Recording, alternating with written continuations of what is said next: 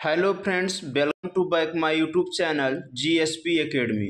Friends, हमको उम्मीद है आप लोग स्वस्थ होंगे, मस्त होंगे और अपनी पढ़ाई में व्यस्त होंगे। अपने अर्धवार्षिक परीक्षा की तैयारी में लगे होंगे। जिन लोगों का परीक्षा अभी नहीं हुआ है, जिन लोगों का हो गया है, वो आगे वार्षिक परीक्षा की तैयारी में लग गए होंगे।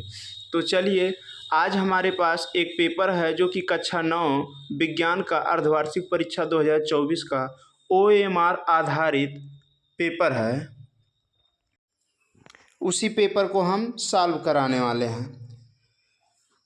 तो चलिए शुरू किया जाए। पेपर समय 3 घंटे का है।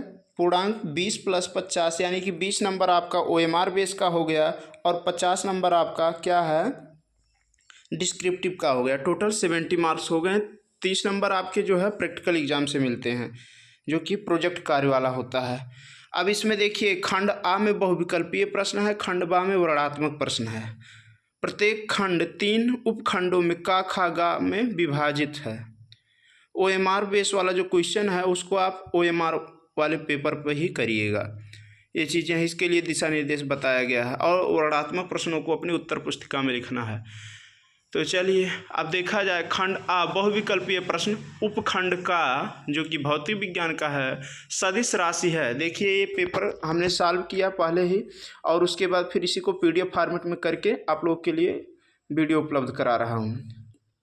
फ्रेंड्स, जो लोग अभी तक हमारे चैनल को सब्सक्राइब नहीं किए हैं, चैनल को सब्सक्राइब करके घंटी का निशान दबा दें और अपने दोस्तों तक इसको शेयर कर दें, जिससे कि जैसे जैसे हम नए वीडियो अपलोड करें इसी प्रकार से अन्य पेपर का, तो वो सब वीडियो आप लोगों तक पहुंच सके और आप लोग अपने पढ़ाई को बहुत अच्छे तरीके से कर सकें, जिससे कि आप अपने अच्छे मार्क्स से अपनी छमाही परीक्षा, जो कि अर्धवार्षिक परीक्षा है, जिसको बोलचाल में छमाही परीक्षा बोला जाता है, अच्छे नंबरों से निकाल सकें। तो चलिए देखा जाए। पहला क्वेश्चन इसमें है, सदिश राशि है, कार्य, दाब, सामर्थ्य, बल। तो क्या है सदिश राशि का परिभाषा क्या होता है? वे भौतिक राशियां जिनमें दिशा के साथ साथ परिमाण भी होता है, तो क्या कहलाते हैं? सदिश राशियां कहलाते हैं। ऑप्शन नंबर सी राइट हो जाएगा। अगला प्रश्न है इसमें, वेग में परिवर्तन की दर कहलाता है, तो क्या है? ऑप्शन ए बल, ऑप्शन बी चाल, ऑप्शन सी त्वरण, ऑप्शन डी कार्य। इसमें ऑप्शन नंबर सी राइट हो जाएगा, त्वरण। ऑप्शन नंबर सी राइट हो जाएगा, त्वरण। अगला प्रश्न है, चाल का मात्रक है मीटर सेकेंड, मीटर प्रति सेकेंड, वाट। तो क्या होता है? स्पीड बराबर क्या होता है? डिस्टेंस अपॉन टाइम होता है। तो इसको समय को 1 मानेंगे। अब इसी से परिभाषा बनाएंगे। एकांक समय अंतराल में चली गई दूरी को क्या कहते हैं? चाल कहते हैं। ये हो गया। तो समय का मात्रक क्या होता है? सेकेंड। डिस्टेंस मतलब दूरी का मात्रक क्या होता है? मीटर। तो क्या हो जाएगा? मीटर प्रति सेकेंड, यानी कि इसका right answer option number C हो जाएगा। अगला प्रश्न है, बल का मात्रक होता है, बल का मात्रक है तो न्यूटन, जूल, वाट, न्यूटन पर मीटर। यहाँ क्या हो जाएगा? राइट आंसर इसका न्यूटन हो जाएगा। क्यों? क्योंकि बल का मात्रक SI पद्धति में जो है न्यूटन ही होता है। आगे क्या है? प्रश्न संख्या 5, कार्य करने की क्षमता को कहते हैं, तो कार्य करने की क्षमता को ऊर्जा कहते हैं। ये हो जाएगा। आगे है, रॉकेट छोड़ने पर सिद्धांत आधारित है न्यूटन के प्रथम नियम, द्वितीय नियम, तृतीय नियम, उपरोक्त सभी। तो इसमें क्या हो जाएगा? तृतीय नियम से, एक्शन टू रिएक्शन जो होता है। अगला प्रश्न है, यदि 2 राशियों का ग्राफ सरल हो, रेखा हो, तो दोनों राशियां डॉट डॉट डॉट या फिर क्या है, यहाँ अचर होती हैं, व्युत्क्रमानुपाती होती हैं, अनुक्रमानुपाती होती हैं, बराबर होती हैं। तो क्या हो जाएगा? यहाँ अनुक्रमानुपाती राइट आंसर हो जाएगा। अगला प्रश्न है, खंड उपखंड खा का है, जो कि रसायन विज्ञान का है। जल का क्वथनांक होता है, तो जल का क्वथनांक कितना होता है? 120 degree Celsius, 80 degree Celsius, 100 degree Celsius, 300 degree Celsius. तो यहाँ राइट आंसर हो जाएगा 100 डिग्री सेल्सियस। अगला प्रश्न है, निम्न में द्रव्य नहीं है। द्रव्य मतलब क्या होता है? पदार्थ। पदार्थ का परिभाषा क्या है? वे पदार्थ वे होते हैं जो स्वयं स्थान घेरते हैं तथा जिनका स्वयं का द्रव्यमान होता है। तो यहाँ कांच है, लकड़ी है, दूध है, ये तीनों क्या है? पदार्थ हैं, जबकि प्रकाश क्या है? पदार्थ नहीं है।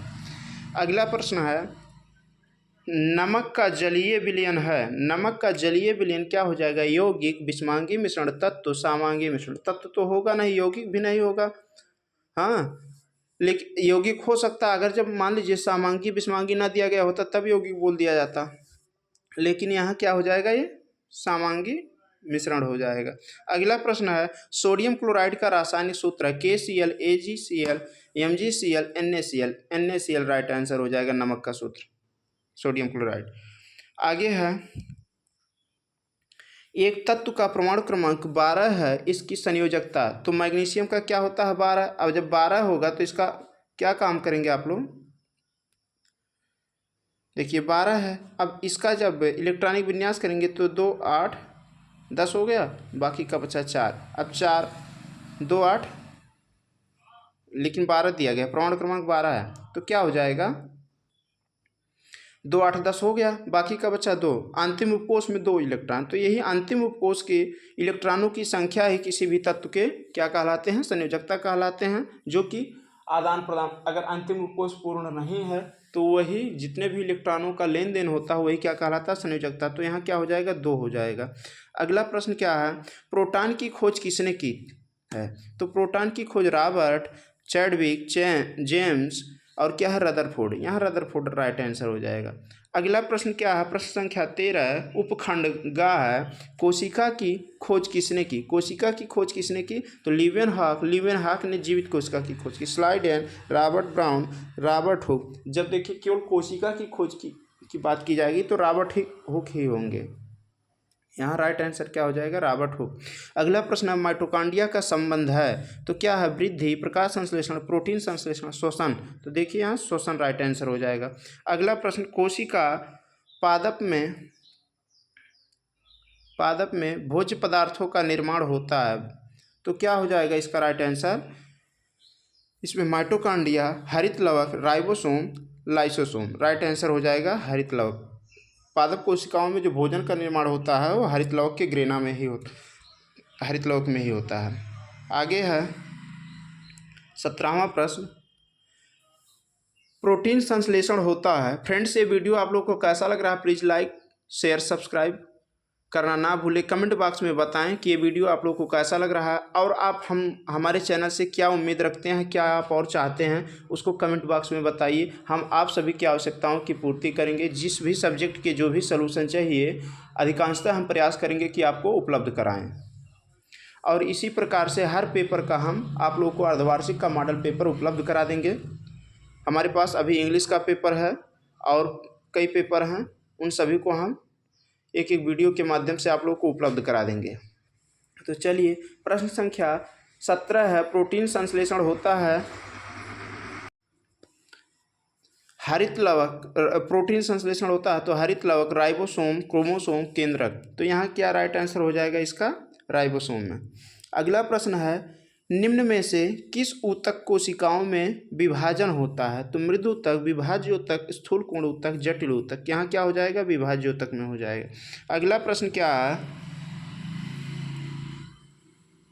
पौधों में भोज्य पदार्थ संचित करता है, पैरेन का क्या है, फ्लोएम, स्थूल कोण ऊतक, दृढ़ ऊतक, मृदु ऊतक। तो क्या होता है, फ्लोएम ऊतक के जो पैरेनकाइमा होते हैं, अब देखिए पैरेनकाइमा जो ऊतक होते हैं वही क्या काम करते हैं, भोजन को संचित करते हैं।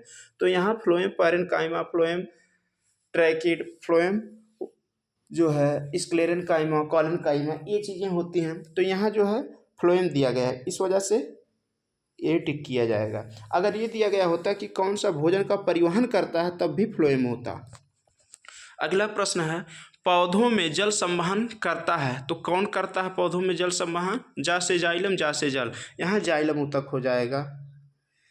नेक्स्ट है, अब देखिए खंडवा में वर्णनात्मक प्रश्न दिए गए हैं, जो कि क्या है, आप लोग इसको देख लीजिए और नोटबुक की सहायता से, टेक्स्ट बुक की सहायता से आप लोग इसकी तैयारी कर लीजिए। इसमें हम केवल प्रश्न पढ़ करके उत्तर बताने का प्रयास करेंगे, लेकिन क्या है, इसका हम नोट्स अभी उपलब्ध नहीं करा पा रहे हैं आप लोगों को।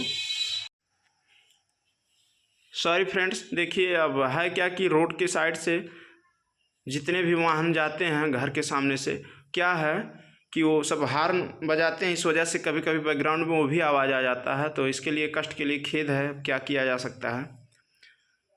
आगे इसमें जो है पहला है लघु उत्तरीय प्रश्न। लघु उत्तरीय प्रश्न में जो है जड़त्व किसे कहते हैं, जड़त्व किसे कहते हैं, तो क्या हो जाएगा इसमें, यह कितने प्रकार का होता, परिभाषा सहित लिखिए। अब इसका आप लोग नोटबुक्स की सहायता से तैयारी कर लीजिएगा। आगे क्या है, गति के समीकरण लिखिए। गति के 3 समीकरण होते हैं, एस बराबर U T plus half A T square, B square बराबर यू स्क्वायर माइनस क्या है 2as, या U T plus half A T एक होगा। तो ये सब क्या है, गति के समीकरण हैं। नेक्स्ट है रॉकेट न्यूटन की गति के किस नियम पर कार्य करता है, तो ये क्या हो जाएगा, संक्षिप्त टिप्पणी लिखिए। इसको भी आप लोग नोटबुक की सहायता से तैयारी कर लीजिएगा। अगला प्रश्न है तरंग की गति किसे कहते हैं, इसकी विशेषताओं का उल्लेख करते हुए इसे स्पष्ट रूप से उदाहरण देकर समझाइए। नेक्स्ट है 50 किलोग्राम तथा 120 किलोग्राम के दो पिंड परस्पर 10 मीटर की दूरी पर रखे हैं, उनके बीच गुरुत्वाकर्षण बल ज्ञात करो। कैपिटल जी का मान कितना होता है 6.67 इंटू 10⁻⁻11। ये है आगे इसी का उपयोग करके क्या किया जाएगा, निकाला जाएगा। उपखंड खा लघु उत्तरीय प्रश्न है भौतिक परिवर्तन और रासायनिक परिवर्तन में अंतर। अब देखिए भौतिक परिवर्तन क्या होता है, अस्थायी होता है, लेकिन रासायनिक परिवर्तन अस्थायी होता है। भौतिक परिवर्तन में नए पदार्थ नहीं बनते हैं, जबकि रासायनिक परिवर्तन में नए पदार्थ बनते हैं। ये हो जाएगा अंतर। अगला प्रश्न क्या है, ऊर्ध्वपातन किसे कहते हैं, उदाहरण सहित लिखिए। ऊर्ध्वपातन किसे कहते हैं, हाँ, इसमें जैसे कपूर और नमक का मिश्रण करके अगर उसको जलाया जाए तो कपूर ऊपर उठ जाता है और नमक शेष बच जाता है, ये ऊर्ध्वपातन वाली प्रक्रिया, इसको इंग्लिश में सब्लिमेशन कहते हैं। उदाहरण हो गया 300 केल्विन को, देखिए हमने इसी पेपर पर सॉल्व कर दिया। 300 केल्विन को सेल्सियस में बदलिए, तो 300 केल्विन को जब सेल्सियस में बदलेंगे तो केल्विन को सेल्सियस में बदलने वाला जो फार्मूला है केल्विन माइनस 273 बराबर डिग्री सेल्सियस होता है। और अगर डिग्री सेल्सियस को केल्विन में बदलना है तो degree Celsius plus 273 equal to क्या हो जाएगा, केल्विन हो जाएगा। ये है, तो केल्विन माइनस 273 यानी कि 300 में से 273 घटाएंगे, बाकी का बचेगा कितना 27। हाँ, 73 और 27 जोड़ेंगे तो 300 हो जाएगा, यानी कि 27 डिग्री सेल्सियस आंसर हो जाएगा इसका। ये जो है आगे है दीर्घ उत्तरीय प्रश्न। निम्न पर संक्षिप्त टिप्पणी लिखो। स्थिर अनुपात का नियम, द्रव्यमान संरक्षण का नियम। आप लोग तैयारी कर लीजिएगा। समस्थानिक किसे कहते हैं, समभारिक किसे कहते हैं। समस्थानिक क्या है, जिसमें परमाणु क्रमांक समान होता है लेकिन परमाणु भार भिन्न भिन्न होते हैं, उसे हम क्या कहते हैं, समस्थानिक कहते हैं। जैसे 1s1 1s2 1s3। ये है समभारिक, जिसमें द्रव्यमान संख्या समान होता है लेकिन परमाणु संख्या भिन्न भिन्न होता है, जैसे C6 और उसके बाद फिर क्या कार्बन का 6 हुआ, अब लेकिन इसका परमाणु भार क्या होता है 14। नाइट्रोजन का 7 हुआ, इसका भी परमाणु भार 14 होता है, तो ये समभारिक कहलाते हैं। आगे क्या है, उपखंड गा लघु उत्तरीय प्रश्न। उपखंड गा लघु उत्तरीय प्रश्न, इसमें क्या दिया गया है,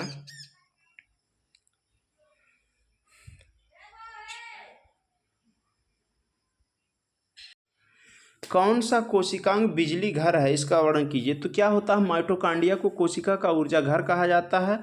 यह दोहरी परत वाली संरचना होती है। इसके अंदर अंगुलियों के समान अंतर्वलन जैसे उभार होते हैं, उस पर F1 पार्टिकल्स लगे होते हैं, जिसको F1 कण या क्रिस्टी कहा जाता है। इसके अंदर आधात्री पाया जाता है माइटोकांड्रिया के अंदर। यह है माइटोकांड्रिया को सेल ऑफ पावर हाउस अर्थात ऊर्जा घर कहा जाता है।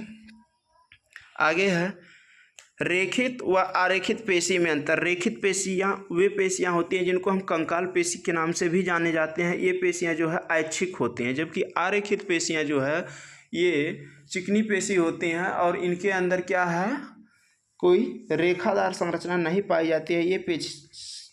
ये अनैच्छिक होती हैं। रेखित ऐच्छिक होता है, आरेखित अनैच्छिक होता है।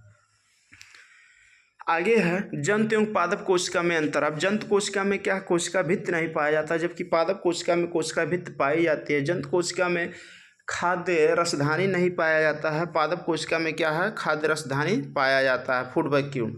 उसके साथ साथ क्या है, और आप लोग टेक्स्ट बुक की सहायता से तैयारी कर लीजिएगा। आगे क्या है, दीर्घ उत्तरीय प्रश्न। थोड़ा वीडियो बहुत लंबा हो जाएगा। हम चाह रहे हैं कि आप लोग के पास समय कम है, आप लोग रिवीजन ही केवल करेंगे और क्वेश्चन देखना चाहते हैं कि कौन सा क्वेश्चन कितने नंबर में किस प्रकार से क्वेश्चन आता है, कौन सा क्वेश्चन इंपॉर्टेंट है। इसलिए फ्रेंड्स हम कम समय में आपको कोशिश यही करते हैं 20 मिनट से कम में ही वीडियो बनाएं।